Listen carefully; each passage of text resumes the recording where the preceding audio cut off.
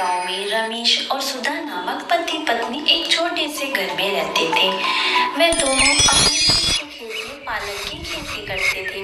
फिर रमेश की पत्नी सुधा उगाए हुए पालक को घर लाकर पालक के पकोड़े बनाती थी और रमेश उन पालक के पकोड़ों को बाजार में जाकर बेचता था। रमेश काफी सालों से पकोड़े बेचने का काम कर रहा था, जिस वजह से उसके कुछ ग्राहक बन चुके थे जो हमेशा शाम को उसके ठेले पर आकर गर्मा गर्म उसके हाथ के बने पकोड़े खाया करते थे। ऐसे ही महंगाई बढ़ने के साथ साथ रमेश अपने पकोड़ों के दाम भी बढ़ा देता है। रमेश भैया, ये क्या, तुमने पकोड़ों के दाम इतने ज्यादा बढ़ा दिए? तुम्हारे पकोड़े तो मुझे बहुत ज्यादा पसंद है, इसलिए तो मैं यहाँ रोज खाने आता हूँ, लेकिन तुमने तो इसके दाम इतने बढ़ा दिए। पर क्या करूँ, तुम्हारे हाथ के पकोड़े इतने स्वादिष्ट होते हैं कि खाए बिना मेरा मन नहीं मानता, इसलिए चला आता हूँ। अब एक प्लेट लगा दो मेरे लिए। अरे रमेश बेटा, एक प्लेट पकोड़े लगा देना, ये लो 20 रुपए। अरे बाबा, पकोड़े 20 के नहीं हैं, अब 30 के हो गए हैं। महंगाई बढ़ गई है ना, इसलिए पकोड़े के दाम भी बढ़ गए हैं। अरे बेटा, मेरे पास तो 20 ही रुपए हैं, अभी तो 20 के ही दे दे तू, जितने भी आ जाए। ठीक है बाबा, आज दे देता हूँ, मगर कल से 30 लाना पकोड़े खाने के लिए। ऐसा कहकर रमेश पकोड़े दे देता है। पकोड़ों के दाम बढ़ने के बाद भी रमेश के ग्राहक कम नहीं होते। उसके दुकान पर पहले जैसे ही रोज सुबह शाम भीड़ लगी रहती। रमेश सारे पकोड़ों को बेचकर अपने घर आ जाता है। घर आकर रमेश सोचने लगता है कि कैसे पकोड़ों से ज्यादा पैसा कमा सके।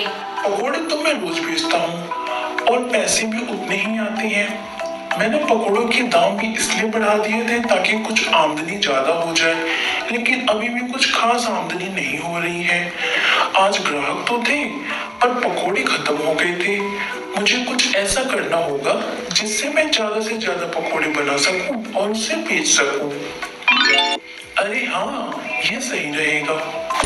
ऐसे रमेश सुबह खेतों में जाता है और पालक के साथ साथ पालक के बगल में उग रही घास को भी उखाड़ के ले आता है और अपनी पत्नी को लाकर देता है। सुधा, ये लो पालक और घास, इन दोनों को मिलाकर पकोड़े बना दो। क्या घास पालक के साथ मिला दूं? ये कैसी बात कर रहे हैं आप? आप घास को पालक के साथ कैसे मिला सकते हैं? घास तो पशु खाती है और पकोड़े तो पालक के बनते हैं ना।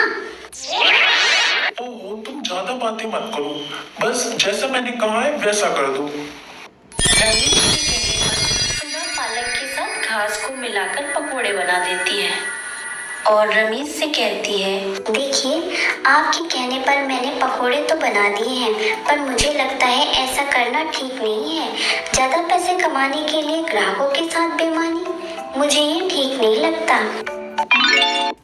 ओहो, तुम चुप रहो, ज्यादा बातें मत करो, तुम बस पकोड़े बनाने पर ध्यान दो। बाजार में पकोड़े बेचने चला जाता है। अरे रमेश भैया, आज आपके पकोड़ों में वो मजा नहीं आ रहा जो रोज आता है। आज कुछ चीज डालना भूल गए हैं क्या आप? अरे नहीं, पकोड़े तो वैसे ही बनी है जैसे रोज बनते हैं। तुम्हारे मुंह का स्वाद खराब होगा आज। हाँ, हो सकता है, शायद मेरे मुंह का स्वाद खराब हो गया होगा, वरना रोज तो आपके बनाए हुए पकोड़े बहुत ही स्वादिष्ट लगते हैं। आज पकोड़ों में ज्यादा स्वाद नहीं लग रहा है, शायद मेरा ही स्वाद खराब हो गया होगा। ऐसे रमेश की दुकान पर जो ग्राहक रोज आते थे वही रोज की तरह आज आते हैं, पकोड़े खाते हैं, पर उनको आज के पकोड़े कुछ ज्यादा स्वादिष्ट नहीं लगते हैं और वो पैसे देकर चुपचाप चले जाते हैं। अगले दिन फिर से, अरे रमेश भैया, आज भी आपके पकोड़ों में ज्यादा स्वाद नहीं आ रहा, आप कुछ भूल गए हैं शायद इसमें डालना। अरे नहीं भैया, मैं कुछ नहीं भूला हूँ, बिल्कुल वैसे ही स्वाद है। तुम्हें ही स्वाद नहीं आ रहा, बाकी सब तो खा रहे हैं। अरे भैया, आप नाराज क्यों हो रहे हो? मैं तो ऐसे ही कह रहा था, मुझे बस पकोड़ों में पहले जैसा स्वाद नहीं आ रहा था। ये लो पैसे, मैं चलता हूँ। इसी तरह रमेश के आज भी सारे पकोड़े बिक जाते हैं और वो घर चला जाता है। चलो, पकोड़ों का काम तो अब सही चल रहा है। अब ग्राहकों के लिए पर्याप्त पकोड़े होते हैं मेरे पास, जिससे पकोड़ों की कमी नहीं होती। पर अब भी कुछ ज्यादा आमदनी नहीं हो रही है। शायद मुझे पकौड़ों के दाम थोड़े और बढ़ा देने चाहिए। सुधा, सुधा, इधर आओ।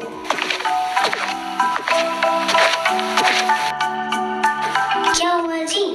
मैं कल से पकौड़ों के दाम बढ़ा रहा हूँ। अब से पालक के पकौड़े 30 रुपए से 40 रुपए प्लेट कर रहा हूँ। रमेश जी, इतना लालच ठीक नहीं है। अगर ग्राहकों ने आना बंद कर दिया तो हमारा ही घाटा होगा, और इन पकौड़ों को बेचकर हम इतना तो कमा ही लेते हैं कि हम अपना जीवन व्यापन कर सके।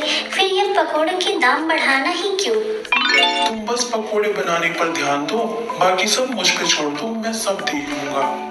सुधा की समझाने पर भी रमेश उसकी नहीं सुनता और अपनी मनमानी करता है। रमेश लालच में आकर पकौड़े के दाम को एकदम से बढ़ा देता है। पालक के पकौड़े 30 रुपए से सीधा 40 रुपए कर देता है।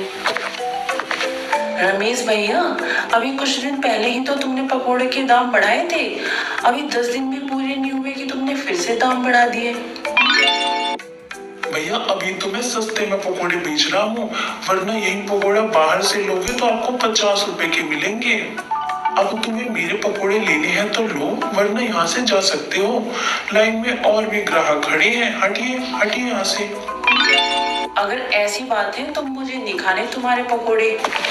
इस तरह वह आदमी नाराज होकर वहां से चला जाता है। पकौड़ों के दाम बढ़ने की वजह से अब रमेश के पास धीरे धीरे ग्राहक कम होने लगते हैं, और इसी बीच रमेश के ठेले के सामने एक दूसरा पालक पकौड़े बेचने वाला आ जाता है। उसके पास पालक के पकौड़े के साथ साथ और भी विभिन्न प्रकार के पकौड़े थे, जैसे मिर्च का पकौड़ा, आलू का पकौड़ा, पनीर का पकौड़ा। और उसके पकौड़े के दाम रमेश के पकौड़े से कम थे, जो मात्र 25 रुपए में पालक के पकौड़े बेच रहा था। और यही नहीं, उसके पालक के पकौड़े और पनीर के पकौड़े बहुत ही स्वादिष्ट होते हैं, जिस वजह से ग्राहक उसके ठेले की तरफ खींचे चले जाते हैं। अब सारे ग्राहक रमेश के ठेले को छोड़ दूसरे ठेले वाले के पास पकौड़े खाने जाते हैं। अगले दिन रमेश के ठेले पर कोई ग्राहक नहीं आता। उसके सामने वाले ठेले पर हमेशा ही भीड़ लगी रहती थी। ऐसे ही रात हो जाती है और रमेश का एक भी पकौड़ा नहीं बिकता है, जबकि उसके सामने वाले के सारे पकौड़े बिक जाते हैं। रमेश अपने पकौड़े से भरा ठेला लेकर घर पहुंचता है। सुधा, तुमने सही कहा था। ज्यादा लालच की वजह से मेरे आज एक भी पकौड़े नहीं बिके। मेरे सारे ग्राहक दूसरे पकौड़े वाले के पास चले गए, क्योंकि मेरे पकौड़े पहले से ज्यादा स्वादिष्ट नहीं थे और मेरे पकौड़ों का दाम भी बहुत ज्यादा था। इसलिए अब वो दूसरे ठेले पर पकौड़े खाते। मेरी ज्यादा लालच की वजह से मेरे पकौड़ों का काम खराब हो गया। इस पर सुधा कहती है, अभी भी कुछ नहीं बिगड़ा है। आप पहले की तरह जैसे पकोड़े बनाते थे वैसे बनाइए, और पहले की तरह जो मूल्य रखा था वही मूल्य पर बेचिए। आपके पकोड़े बहुत जल्दी पहले जैसे बिकने लगेंगे। हाँ, तुम ठीक कह रही हो। मुझे तुम्हारी बात पहले ही मान लेनी चाहिए थी। अब मैं पकोड़े पहले के दाम पर ही बेचूंगा। इसी तरह अगली सुबह रमेश पकौड़े के दाम को 40 रुपए से हटाकर 30 रुपए कर देता है, और अब वह पकौड़ों में घास भी नहीं मिलाता था। अब वह केवल शुद्ध पालक के पकौड़े बनाता था, जिससे उसके